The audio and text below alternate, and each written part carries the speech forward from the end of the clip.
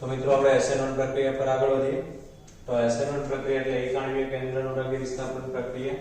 તો SN1 આપણે SN2 પ્રક્રિયા જોઈએ હવે SN1 પ્રક્રિયા સામાન્ય રીતે ધ્રુવીય દ્રાવકો જેવા કે પાણી આલ્કોહોલ અને એસિટિક એસિડ વગેરેમાં થાય છે તો સમજવા જેવું છે કારણ કે આની અંદર CX બંધ હોય તો આ તોડવો હોય ને CX બંધ તો તોડવા માટે અમુક ધ્રુવીય દ્રાવકોની હાજરી હશે તો એ તૂટશે પાણી આલ્કોહોલ એસિટિક એસિડ એમોનિયા વગેરે જેવા ધ્રુવીય દ્રાવકો CX બંધને તોડવામાં મદદરૂપ બનશે અને કાર્બોકેટાઇન બનાવશે માટે પહેલો મુદ્દો લખશો SN1 પ્રક્રિયા સામાન્ય રીતે ધ્રુવીય પ્રોટીક દ્રાવકો જે H+ ઉત્પન્ન કરી શકતા એવા દ્રાવકોને આપણે પ્રોટીક દ્રાવકો કહીએ જેવા કે પાણી આલ્કોહોલ અને એસિટિક એસિડ વગેરેમાં થાય છે કારણ કે પાણીમાં H+ અને OH- થઈ શકે આલ્કોહોલમાં દાખલા તરીકે C2H5O- H+ acidic એસિડમાં CH3COO- H+ તો આ બધામાં H+ ઉત્પન્ન થઈ શકે છે માટે ધ્રુવીય દ્રાવકો તરીકે લઈ શકાય તૃતીયક બ્યુટાઇલ બ્રોમાઇડ આપણા પ્રક્રિયક છે અહીંયા મેં લખ્યો છે તૃતીયક 3 વખત છે એટલે તૃતીયક બ્યુટાઇલ બ્રોમાઇડ 4 કાર્બન છે એટલે બ્યુટાઇલ થઈ જશે તૃતીયક બ્યુટાઇલ બ્રોમાઇડ અને OH- આયન વચ્ચેની પ્રક્રિયા એ તૃતીયક બ્યુટાઇલ આલ્કોહોલ આપશે બ્રોમાઇડ Br દૂર થઈ જશે અને ત્યાં OH આવી જશે એટલે અહીંયા OH આવી ગયું અહીંયા Br તો આવી રીતે આલ્કોહોલ આપશે અને આ તે પ્રથમ ક્રમની ગતિકીની રાસાયણિક ગતિકી અનુસાર તે પ્રથમ ક્રમની ગતિકીને અનુસાર જ્યારે SN2 માં આપણે 2 છે એટલે દ્વિતીય ક્રમની ગતિકીને અનુસાર SN1 છે એટલે પ્રથમ ક્રમની એટલે કે એનો મતલબ એવો થયો પહેલામાં બંને પર આધાર રાખતો સબટ્રેક્ટ પર પણ પ્રક્રિયા વેગ આધાર રાખતો અને NU ન્યુક્લિયોફિલિક પ્રક્રિયક જે તો પ્રયોજન એના પર પણ આધાર આમાં ફક્ત સબટ્રેક્ટ પર આધાર રાખશે એટલે લખી શકીએ એટલે કે પ્રક્રિયાનો વેગ માત્ર એક જ પ્રક્રિયકની સાંદ્રતા પર આધાર રાખશે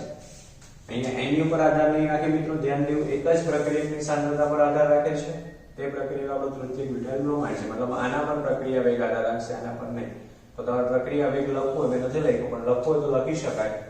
અહીંયા હું લખી દઉં છું પ્રક્રિયા વેગ બરાબર KS આટલું જ થાય સૂત્રનું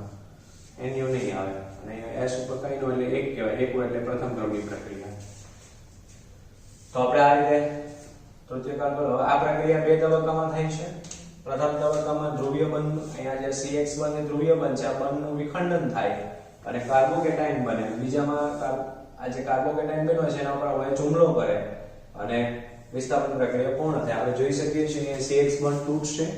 આ પ્રથમ તબક્કો રહેશે ધીમો તબક્કો છે આ બંધ તૂટશે એટલે પોઝિટિવ ચાર્જ આવી જશે કાર્બોકેટાઇન બનશે પ્લસ Br છૂટો પડે આ કાર્બોકેટાઇન પર આ OH હુમલો કરશે એટલે ડાયરેક્ટ તમારી પાસે તૃતીયક બ્યુટાઇલ બ્રોમાઇડ આલ્કોહોલ બનશે આ ઝડપી હશે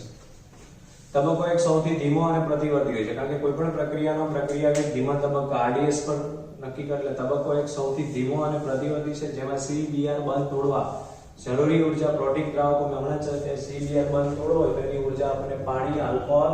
કે એસિડના બંધ તૂટે એટલે દ્રાવક યોજન થયું કહેવાય એટલે જેમાં Cr બંધ તોડવા જરૂરી ઊર્જા પ્રોટીક દ્રાવકોના પ્રોટોન દ્વારા હેલાઇડ આયનના દ્રાવક યોજન દ્વારા પ્રાપ્ત થાય છે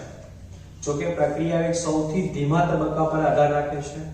આથી પ્રક્રિયાનો વેગ માત્ર આલ્કાઇલ હેલાઇડની સાંદ્રતા પર જ આધાર રાખશે કારણ કે પ્રથમ ક્રમની પ્રક્રિયા છે OH- આયનની સાંદ્રતા પર આધાર રાખતો નથી NU પર આધારિત નથી વધુમાં કાર્બોકેટાઇનની સ્થાયીતા જેટલી વધુ હોય આ મુદ્દો સમજો કાર્બોકેટાઇનની સ્થાયીતા જેટલી વધુ હોય તેટલી જ વધુ સરળતાથી આલ્કાઇલ હેલાઇડમાંથી તેનું નિર્માણ થશે અને પ્રક્રિયા વેગ પણ તેટલો જ વધુ હશે આ એવું કહેવા માંગે છે કે SN1 પ્રક્રિયા કોણ આલ્કાઇલ હેલાઇડમાં કોણ ઝડપથી આપશે તો આપણે આમાં પણ આવું લખી શકીએ તો એક મુદ્દો આપણે એડ કરી શકીએ તો ધ્યાન દઈએ SN1 પ્રક્રિયા કોણ ઝડપથી આપશે એ સમજીએ તો SN1 પ્રક્રિયામાં ખાસ કરીને હું અહીંયા લખું છું એના પર ધ્યાન દઈએ આલ્કાઇલ હેલાઇડમાં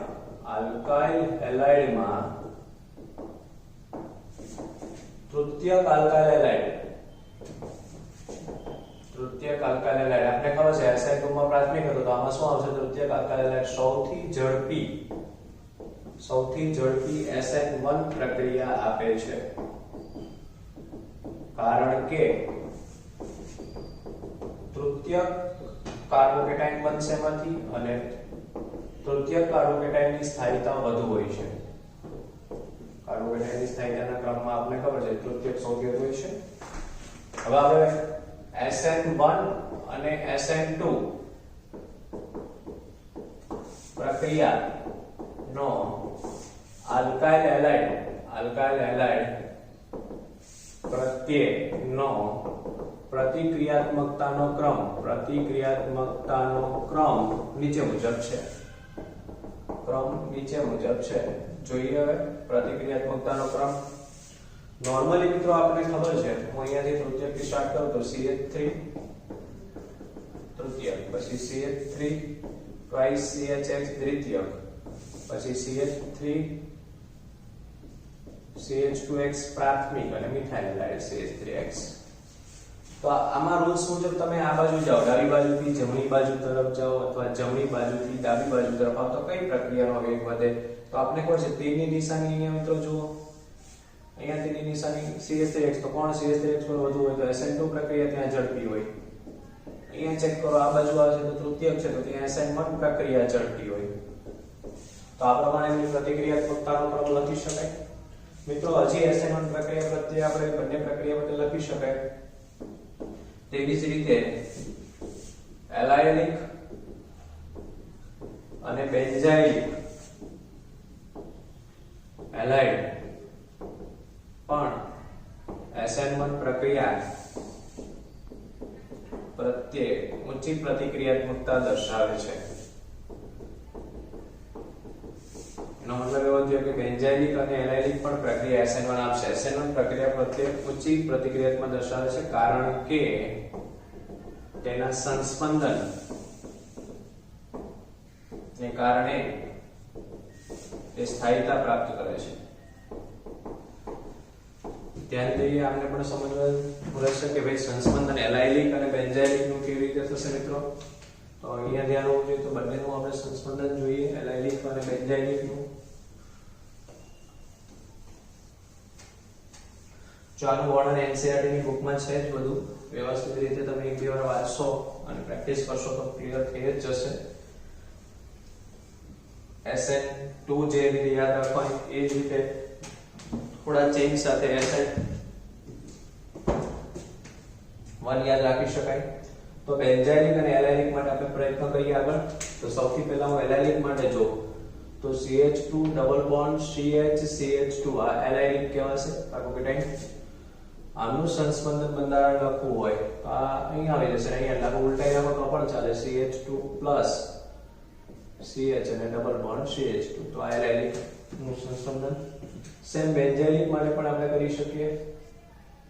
સમજીએ બેન્ઝાઇલિક માટે શું રહેશે તે ચાલો જો CH2 હવે બેન્ઝાઇલિક માટે આપણે કરવું હોય તો આમના બંધારણ માટે એવું સમજવા જેવું છે સૌથી પહેલું કામ શું થશે આનો આ બોન્ડ તમે આને આપો એટલે અહીં ડબલ બોન્ડ થઈ જશે બરાબર એટલે ત્યાં ડબલ બોન્ડ થાય એટલે આપણું જે બંધારણ બનશે સમજીએ આ રીતનું બંધારણ બનશે અહીંયા ડબલ બોન્ડ CH2 થઈ જશે અને પોઝિટિવ ચાર્જ આવી જશે અહીંયા તો આપણું પહેલું બંધારણ આ ત્રણ બંધારણ બનાવી શકાય બીજા બંધારણ માટે આપણે ચેક કરીએ તો એ પણ ઈઝી છે આ અહીંયા આવી જશે તો અહીંયા આપણી પાસે પોઝિટિવ ચાર્જ આવશે તો ખાસ કરીને આ રીતનું બનશે CH2 સેમ રહેશે અહીંયા આવી જશે અહીંયા બોન્ડ આવી જશે અહીંયા પોઝિટિવ ચાર્જ આવી જશે હવે જો ત્રીજું બંધારણ આપણે દોરીએ તો ખાસ કરીને હવે હું અહીં નીચે દોરું છું આમાં શું કરશું આ જે ચાર્જ છે એ અહીંયા આવશે અને આ અહીંયા આગળ જશે આખી પરિસ્થિતિ આ પ્રમાણે થશે CH2 આમાં જ રહેશે અને ચાર્જ આવશે અહીંયા પોઝિટિવ ચાર્જ આવશે તો આ પ્રમાણે આપણી પાસે બેન્ઝાઇલિક સંસ્પંદન જોવા મળશે ટૂંકમાં એવું લખી શકાય કે SN1 કે SN2 બંને ક્રિયાવિધિ માટે બંને પ્રક્રિયાની ક્રિયાવિધિ માટે આપણી પાસે જે આલ્કાઇલ હેલાઇડ છે નો પ્રતિક્રિયાત્મકતાનો ક્રમ RI સૌથી વધુ હશે, પછી RBr હશે, પછી RCl હશે અને RF હશે. તો આ પ્રમાણે પ્રતિક્રિયાત્મકતાનો ક્રમ બનશે મિત્રો.